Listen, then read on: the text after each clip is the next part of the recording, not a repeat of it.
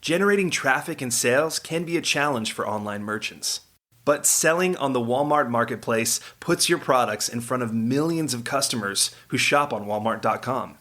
And right now, sellers who join Walmart Marketplace can save up to 50% on referral and fulfillment fees for the first 90 days. So get started today. Head over to marketplace.walmart.com/savings. That's marketplace.walmart.com/savings. Welcome to E-Commerce Conversations, a podcast by Practical E-Commerce. What is going on, Internet? Eric Ben Holtz back again with another E-Commerce Conversations. Hope all is going well on the other side of the Internet. On the other side of the Internet from me, I got a longtime friend, Ryan Szrama. Hello. Beautiful last name. Founder of Drupal Commerce as well as Centauro. How's it going, man? Pretty good. Just had a baby. That's the big news in my side of the world. And I'm rediscovering the challenges of what it means to have a baby in the house again at almost 40 years old. But my wife swears that I'm just as non-responsive in the middle of the night as I ever was before. I think we're a couple of lucky guys to have amazing partners by our sides to help us focus on building businesses, and they help raise families. Well, I don't know your wife as well as I know you. Very supportive, yeah. Behind every amazing man, there's also an amazing woman. And I should just take all that back because it's 2021. And let me be clear that, also behind every amazing woman, there's an amazing man too. So it kind of goes both ways, and not to get in any kind of gender norm wars here. That's not what this is about. It's about Drupal Commerce. Everyone talks about Shopify. That's the 800-pound gorilla in the room, or 500-pound gorilla. Whatever. At least, yeah. And here's little Drupal Commerce. Drupal's been around forever. Yep. This is our 20th anniversary year. Yeah. So what is that? 2001. Yeah. And you guys, I'm an old school internet guy. I've been on the internet a long time. That's there's Drupal. What is the other? Joomla and WordPress. Yeah. Are kind of the big three. Joomla. Yeah. That was the one I was thinking of. So break down for our listeners kind of what open source content management platforms are and why you might want to consider going that direction versus, a Shopify or BigCommerce or Magento. Sure. Yeah. I think open source software is something of a known entity at this point to most people who use the internet. Or if they don't know they're using open source software, I just ask questions like, well, do you use Google Chrome? Have you ever heard of Android?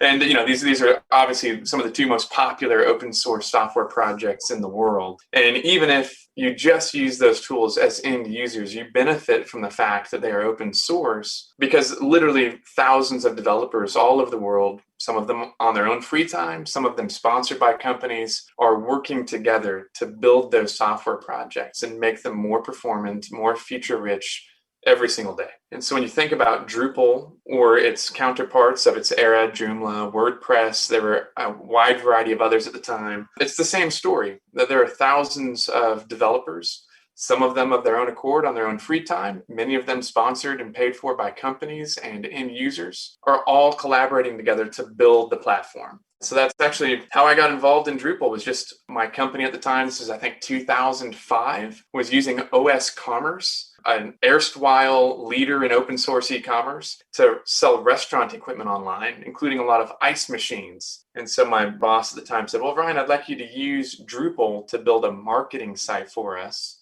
And of course, I had to go look up what Drupal was and figure out what that meant. But as soon as we downloaded the software, we could contribute to it and add features to it and make it do what we wanted. And then that led eventually to, well, cool, why don't you just rebuild us an e-commerce platform in Drupal? And this is that good era of the internet where one person just slinging some code nights and weekends could actually accomplish something that would stand the test of time. And it's still possible today, but it still was really Wild West. I was literally by night previously managing my website on GeoCities using FTP and a web browser. And then suddenly I'm just skyrocketed into the future of collaborative development with a worldwide reach and a global community. And I just was addicted from there that this was the way that I wanted to do my work and develop my software in collaboration with a global community. So, I'm getting a bit away from your opening question here. What is it and why would somebody want to consider it? Should I charge ahead, or did you have any intermediate? Well, yeah, I mean, it's just for me, it's, I actually did an install of Drupal on one of my web projects, probably like back in 2008 or 9. Yeah. And I think I remember it was a Drupal versus Joomla. And it was definitely like, I viewed WordPress as kind of like the blogging website builder. And then Joomla and Drupal were the website builder that, like to be able to essentially build a website that's not as blog centric. Yeah. And obviously this was 12 years ago, and I have no idea what's going on with Drupal nowadays. Like what it's even like. Is it still active? Is it still thriving? Is it still like innovating? If so, like what kind of innovations is it doing that separates it from, the litany of alternatives on the marketplace? Yeah. Loaded question, because of course, as a Drupal partisan, I'm going to have to put Drupal in a good light. and I'll try to think of something incendiary to say about the competition. So there's something interesting happened between when you last used Drupal and today. And what I would say is like you were in like the Drupal 6 era approaching Drupal 7. And around the time from Drupal 6 to Drupal 7, Drupal took the concept of like a piece of content and abstracted it so that any kind of data object could have the same sort of data modeling tools, visualization tools, querying tools for search engine building, et cetera, like around any kind of data object. So everything that previously served kind of the blog post or web page paradigm could suddenly be applied to products in an e-commerce catalog or the catalog in general or an order, et cetera, et cetera. And then that like got put on steroids when we transferred all of that to Drupal 8, where Drupal literally rebuilt itself from the ground up. So previous to Drupal 8, Drupal was largely procedural. A lot of things happened in the sort of module space where you were still kind of just turbocharging your content and kind of developing these other ecosystems around things like my Commerce project.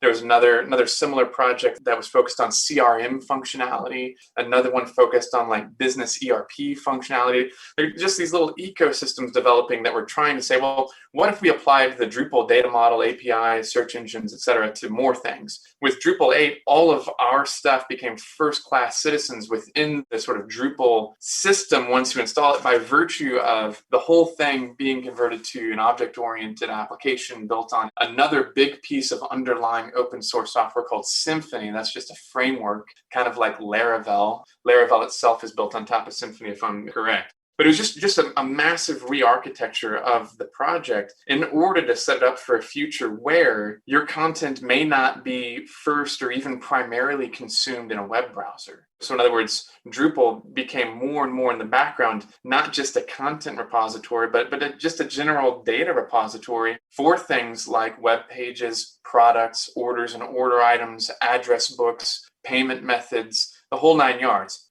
And, kind of like the innovative push in the Drupal community today is around headless or decoupled CMS development, where you literally just slap React in front of your Drupal backend and do all of your customer experience, user experience development in client-side JavaScript, and you just let Drupal function as a REST API behind the scenes. And so you basically have two ways now of using Drupal. That's full stack, where Drupal does still serve up the front end, or headless, where Drupal just is the back end and the front end is something else entirely. And I would say that, for our customers, being able to decouple and do more and more in the web browser is equal parts driven by customer experience desires and scalability desires, right? Because it's just not always performant to have this full stack PHP based framework on top of a framework based application serving up the entire page request. So I'm happy to dig into any of those details there, but that is something of a differentiator for Drupal versus the other big open source CMSs.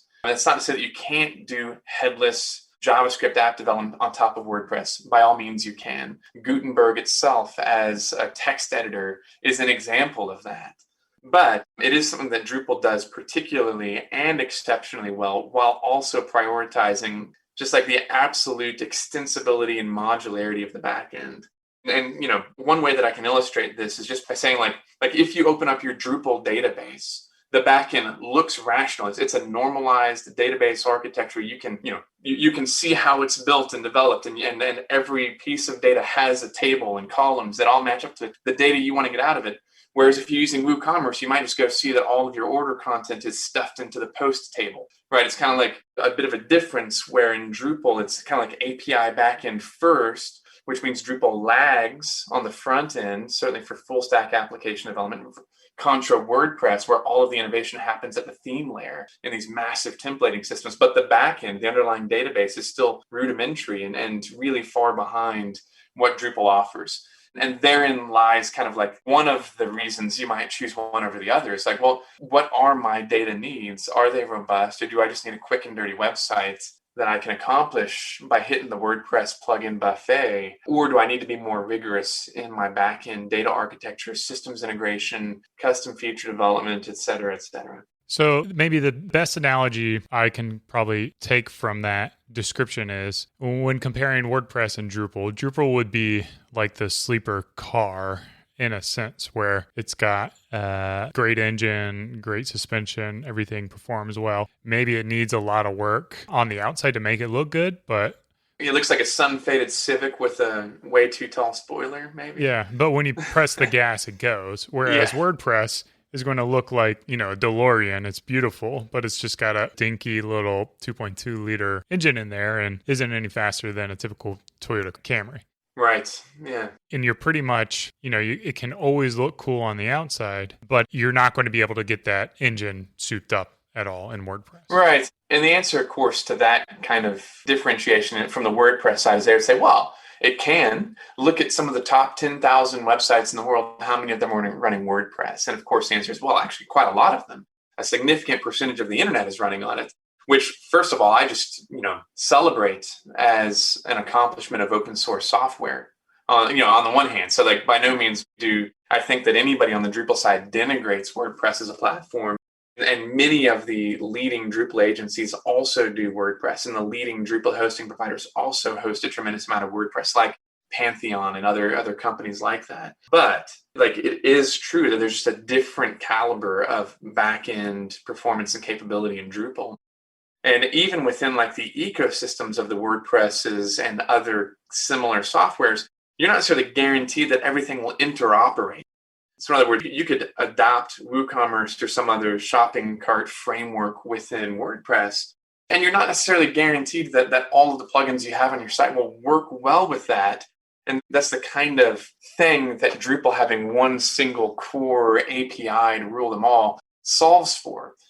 Any piece of code that I write or that anybody writes specifically for Drupal Commerce can work with any other piece of code that anybody writes for Drupal in general. So one example that I've pointed to in the past was, in Drupal Commerce, we support multiple stores with multiple domains per site. So you might want to say, if the customer's coming from London, show them mystore.co.uk. And if they're coming from Germany, show them, I don't know how to say store in German, but meinstore.de, mein Shopee. Yeah. It would probably be the same. It just changed the .de, right? Yeah, mystore.de. But what if I wanted to, select that based on the IP address and don't want to require the customer to have to click a flag in the header or something like that? Well, in Drupal, you just get the geo IP module, which exposes your location information to the Drupal system in general. And then Commerce would be able to use that and do the selection and the redirection based on your IP address. And in WordPress, that may not be the case. The module or the plugin that you get for geo IP detection may not be able to talk to WooCommerce plugins, may not be able to give you different payment method availability based on the store or the country or whatever. And again, like the answer is always, well, it's open source software. You can adjust it. But the kind of distinguishing feature here is, was the system built from the ground up for the module ecosystem or the developer ecosystem to write interoperable code by default? And that to me is like the biggest differentiator for Drupal. It's just that there is no such thing as a paid plugin. There is no financial incentive to have your code only work with your code. And as soon as you open up paid or premium plugins, well, suddenly you lose a bit of that natural cooperation that I believe open source software was intended to foster. Because as a business decision, it just doesn't make sense for you to write code that works with everybody else's. You'd want them kind of tied into your ecosystem. But, I'm on the outside critiquing a system that I don't major on, so I'll leave it at that. I know the kinds of projects that we do work on and why we're a good fit for them, and we probably focus more on how to bring down some of our proprietary competitors or SaaS competitors, like you mentioned, Shopify, BigCommerce, and the like. So let me get this clear. Like if I need a quote unquote plugin or an app for Drupal Commerce, they're not paid. There's a repository of them. They're just out there, yeah. So like my company, for example, we maintain some dozens, if not over 100 different plugins that extend Drupal and Drupal Commerce. And if you need any of them, you just go download them. And if you want to contribute to them, you contribute to them. And obviously, like there are people who either don't have the development capacity or they don't have time to worry about learning how to develop it. So they'll pay us to work on the module on their behalf. But there's this assumption that's explicitly stated in my company's contracts, at least, that any improvements that somebody's paying for to the open source project is contributed back to the open source project. And I truly value that once the code is paid for, it becomes just part of the general library of features that anybody using the platform can take advantage of. So it's like an old school, true open source network still. Yeah, man. Yeah. I feel like that's become such a rare thing nowadays, is everything seems to go proprietary, or WooCommerce is a paid thing on top of WordPress, and you just kind of get nickeled and dimed. Same thing happens at Shopify. It's just every little thing is going to be another monthly bill that just kind of adds up, and it gets a little exhausting. You're just like, oh man, not this. And like I should have reviews in the platform. It just feels like the platform should have reviews as part of it. But I guess the downside is you have to pay for developing out the things that you need. Right. So there's always going to be a little bit of trade-off. What kind of companies are best suited for Drupal Commerce? Well, I'd say that, here's what I tell people who come to me saying, I just want a store. I'm just starting out, or I'm just trying to sell a widget. And I say, well, have you considered Shopify yet? Because I want somebody to rule that out first, if that makes sense. Unless for ideological reasons, they want to be using open source software, or for content marketing reasons, it makes sense for them to pick a platform that is a native extension of a content management system. So there's one obvious differentiator is it's very content heavy, multimedia rich stores that have robust workflows and controls around content management, maybe use third-party digital asset management tools or content repositories. Those kinds of companies, they're not going to be well served by your typical SaaS or even just e-commerce centric open source project like Magento. Reason being, just by nature, those other platforms tend to focus on their WordPress. They say, well, just put WordPress on a subdomain. Or here, we'll give you some APIs to kind of make WordPress work alongside of Magento or BigCommerce or what have you. And we don't think that you ought to be forced to use two separate systems when at the end of the day, you're literally just interacting with rows in a database. Right. So, we have a lot of examples of direct consumer brands. One of our very first enterprise customers on our own hosting platform we developed some years ago called platform.sh was actually Vivienne Westwood, the famous kind of punk rock feminist design icon in the UK. And they chose Drupal first because they're focusing on big splashy imagery and, image heavy product catalogs with, super fast Apache Solar index behind it all, so you could filter and facet and find exactly what you were looking for, yada, yada. So like for them, Drupal was the differentiator as a content management system. And then Commerce, our feature set or our module set that you add to Drupal, did what they needed. And then they, I don't know exactly what custom code we may have written for them. I'm sure there was some, because there usually is always some customization. Once you open up the possibility, it's hard for brands to say no and discipline themselves to stick with what comes out of the box. But that's one kind of company, that direct consumer brand that really focuses on media-rich product catalog or, customer engagement around custom community features, that kind of person or company. But the other one that I look to, and where we personally find a lot of our customers as an agency, if you will, are people that have some combination of multi-asterisk features. So multi-store, multilingual, multi-domain, multi-currency, multi-checkout flow, B2B plus B2C. Like you can find SaaS tools and other kinds of off-the-shelf software that nails one or more of those. But once you start to pair a lot of these things up, you really weed down fast the number of options that you have. And that's where we then really shine, especially when you look at folks that have very complicated checkout flows and they're having to accommodate, say, multiple price lists for different customers at different levels and multiple domains with multilingual product catalog. Like just any intersection of these things makes us a great fit. And one of my favorite case studies in this regard is a Norwegian bookstore that was developed by our friends at a Norwegian company called New Media.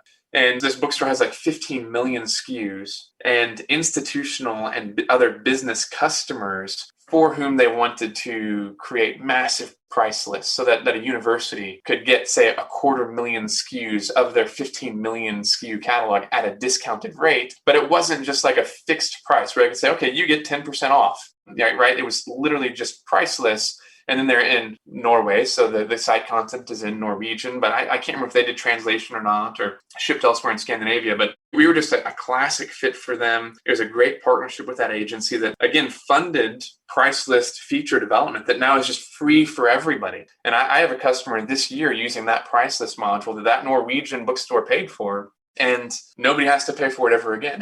And like, it's just there and it's available now. And what if, future customers are paying for code? They're funding innovation. They're not just funding the routine maintenance. The routine maintenance is something that I figure out. I'm the one that has to worry about that. The customer isn't. So anyway, so maybe like the last category again is that customer that just needs that custom API behind everything. And this gets back to another one of my favorite case studies, which is this company called MatSmart. In Sweden, it's matsmart.se, where they literally were just like a 5-person team in Sweden trying to disrupt grocery stores. And here around Greenville, we have these shops that will take damaged boxes or near expired merchandise or overstock product, and sell it at a discount. They just brought that to the internet for Sweden. And this small team just grabbed the software because it was free and open source and launched and found significant traction to where today they're doing over like $50 million a year in sales. But it's like at each inflection point as they grew, the software was ready for them. So they were able to progressively do more and more and more in the web browser, decoupling the front end shopping experience from Drupal, so that today it's literally just a Drupal Commerce custom API behind the scenes and then a completely separate React app in front of it that they can now reproduce for all of the different countries they're expanding into. And it's just like real classic expansion case where you don't have to re-platform to change the way you're using the software. So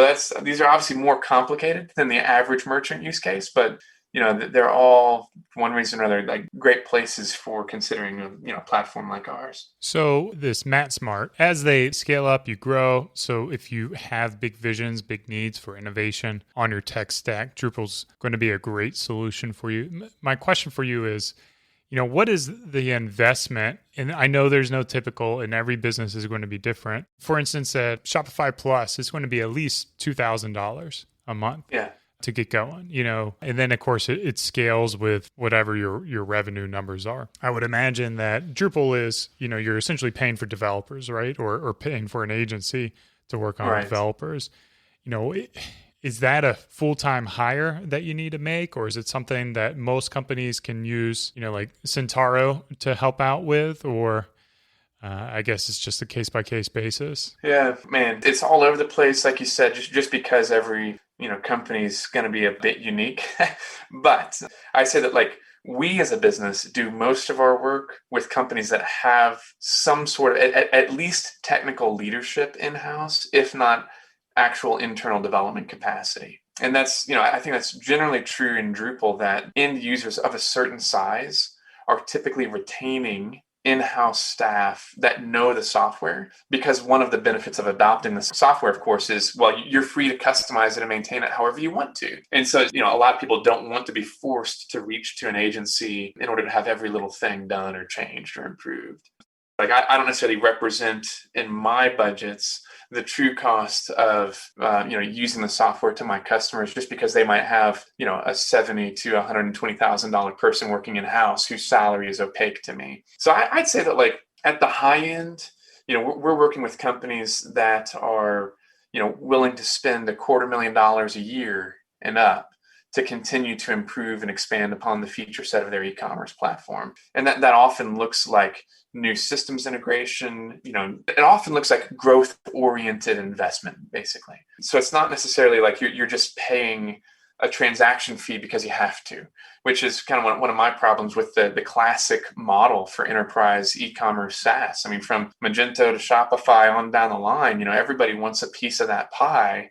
And so the merchant, in a sense, is penalized. They're paying more to run software the more successful they are, despite the fact that the cost to operate the software does not scale with their sales growth. In other words, it doesn't cost Shopify more money necessarily to keep your site online if you're doing $1 million versus $10 million.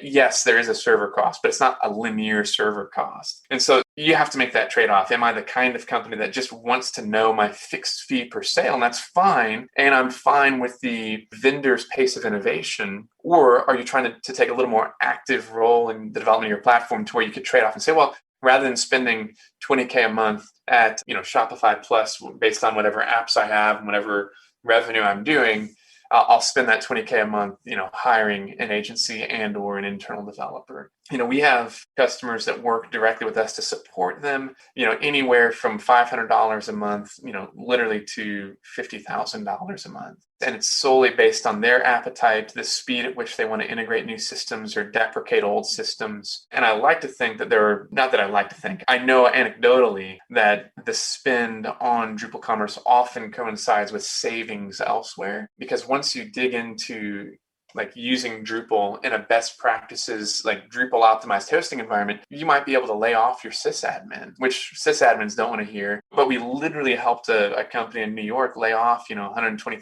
sysadmin because by switching to platform.sh, which is just one of the Drupal optimized hosting companies, they suddenly didn't need somebody managing AWS servers for them anymore. So then they basically reappropriated that budget to, hey, cool. Well, if we're saving that money, now let's bring a different channel to the web store. So it was no longer about B2C SaaS. They also moved all of their enterprise sales to happen through their Drupal Commerce powered checkout forms. That definitely tends to be, at least for us and a lot of my friends who run agencies that serve Drupal Commerce merchants, I'd say that, it's going to be somewhere around that, 5 to 10K and up merchant is a sweet spot. But for smaller projects, we're doing end-to-end projects in the 20K range for people that literally just need light customization work, want some custom design work done, and are pretty happy with just the base installation as it is. So the final question I have for you is, Drupal, it sounds like it still has that core open source culture to it, which I love. I'm a big fan of. That also seems like it's gotten stamped out a lot, as I kind of alluded to in the past. I assume you have a good relationship with the people who kind of, head up Drupal. How is the vision for Drupal in the future? Do you foresee it being very competitive in the next 5 or 10 years? I assume there's an organization or a leadership behind, the Drupal platform and where they're taking it. Yeah.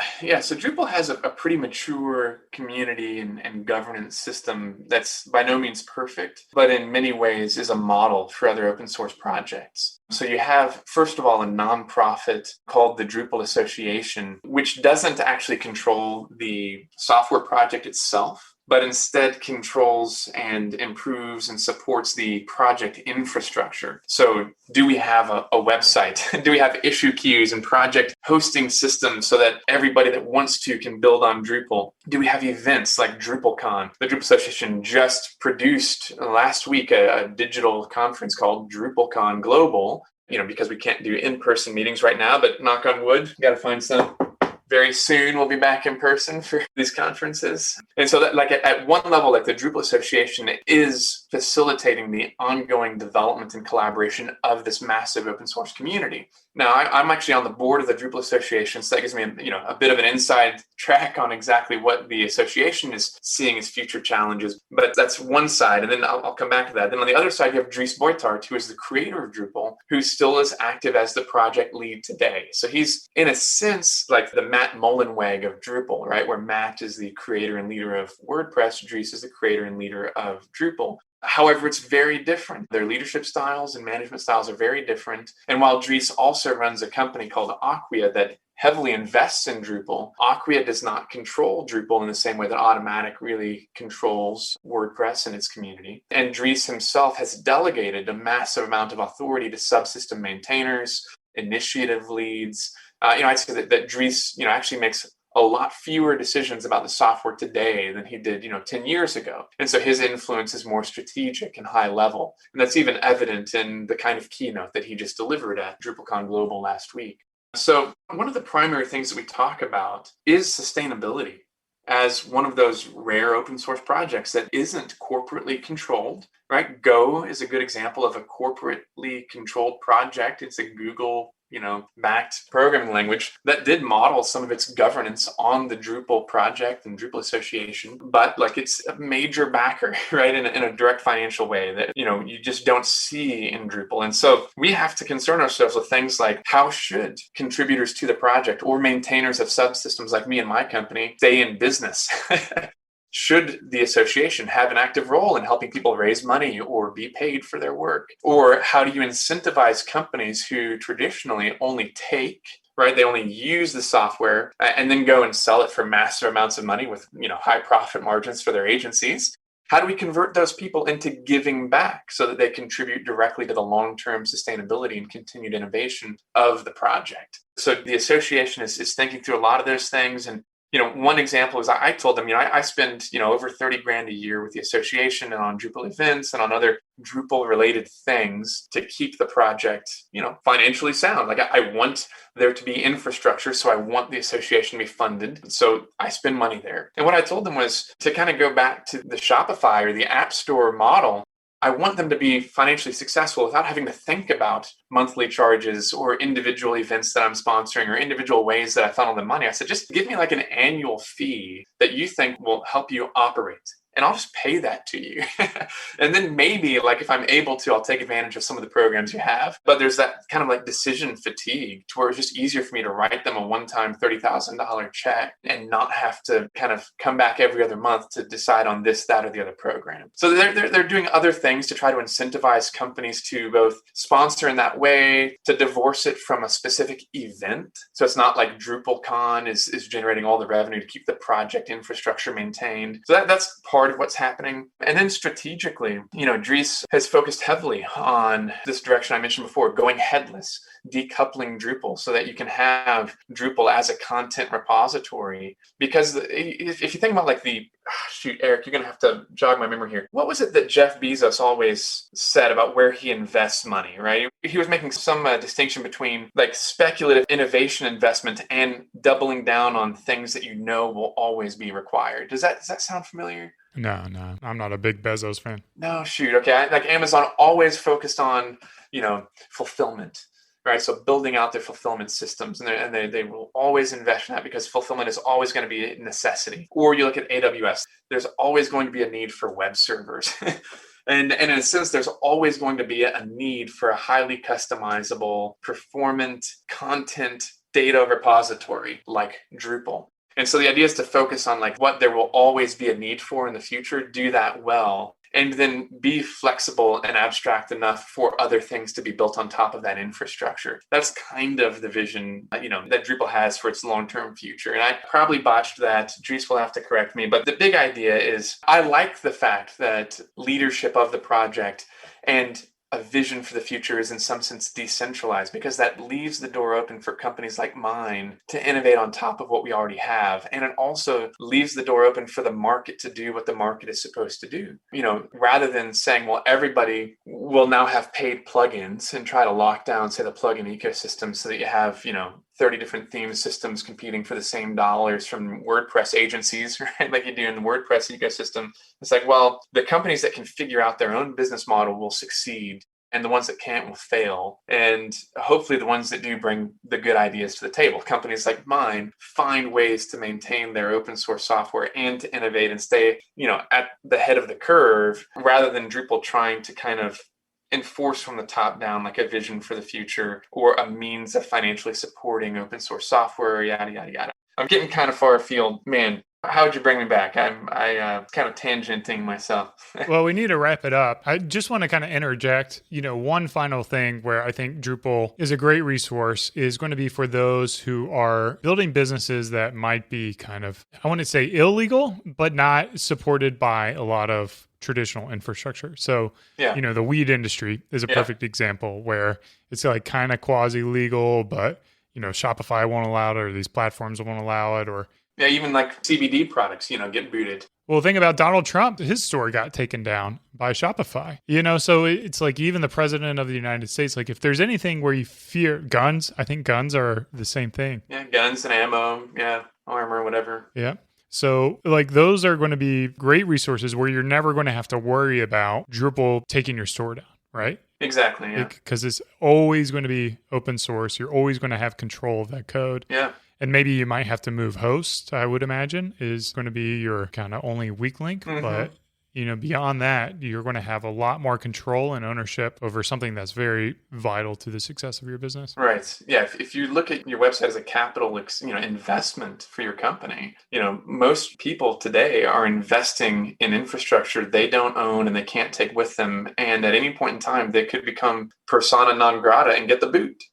That's where software freedoms truly matter.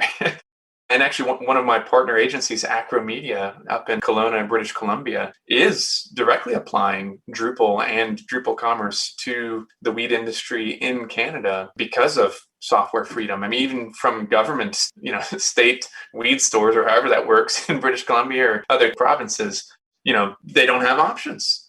Same for some of our customers in the healthcare industry. They don't have options for people that can guarantee their privacy rights and their HIPAA compliance or GDPR compliance or COPPA compliance, people that are selling products marketed toward children. If you're going to build a business where ownership matters, then you might actually need to care more about software freedoms than you anticipate. Where can people learn more about you and what you're building? Well, Centauro.io, Centarro.io is our primary website, but a lot of our work is just out in the open on Drupal.org. And I know that's a funny word, so to spell that, it's DRUPAL.org. But really, our website and newsletter where we keep people abreast of our developments and our roadmap. And, just kind of what folks are sponsoring and contributing back is kind of all just the kinds of things we regularly promote. And of course, we maintain a Slack channel as well on the Drupal Slack called just Commerce. There's a couple thousand people in there with us supporting the software and dreaming up how to make it better. Sweet, man. Well, I appreciate you swinging by. This has been another e-commerce conversations. Hope you guys learned something. This was not all of it new, but a lot of it was new to me. So I really appreciate your time, Ryan. Cheers. Cheers. Thanks, Eric. And keep on growing.